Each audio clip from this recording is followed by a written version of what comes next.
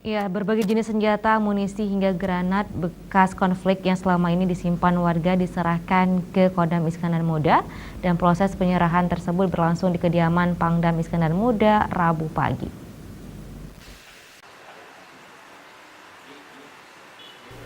Adapun jenis senjata yang diserahkan warga kepada Kodam Iskandar Muda yaitu 6 pucuk senjata laras panjang terdiri AK berbagai jenis, 2 pucuk senjata M16 dan 1 pucuk jenis SS1. Selain itu, turut juga diserahkan 2 pucuk pistol jenis revolver dan 1 pucuk pistol FN, 4 granat, 8 magazin serta 455 butir amunisi ikut diserahkan. Penyerahan senjata ini dilakukan setelah prajurit TNI melakukan pendekatan dan penggalangan dengan warga. Menurut As-Intel Kasdam Iskandar Muda, Kolonel Infantri Azwar Usman, senjata tersebut diserahkan secara sukarela oleh sekelompok masyarakat yang ada di 4 kabupaten di Aceh.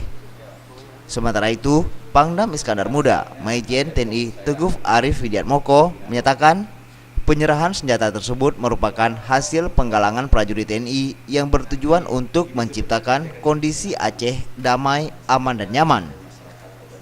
Di Provinsi Aceh, saat sekarang situasi benar-benar sudah kondusif, aman dan nyaman.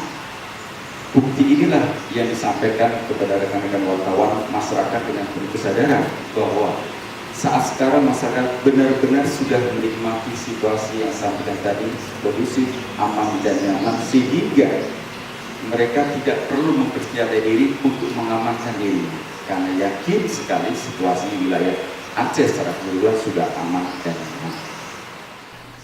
Tim Liputan Aceh TV.